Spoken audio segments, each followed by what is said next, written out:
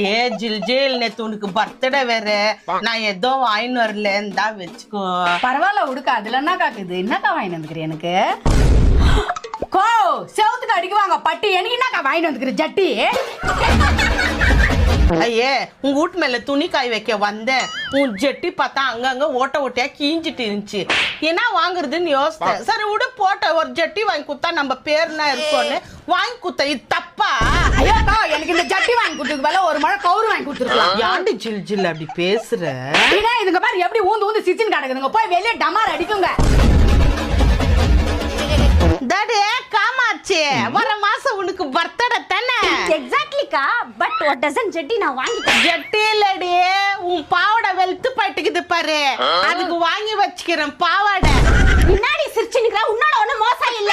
என்ன மான மரத்தை எடுக்கியா? அப்புறம் ரோடு சிரிக்க வச்சிருமா உன்னை.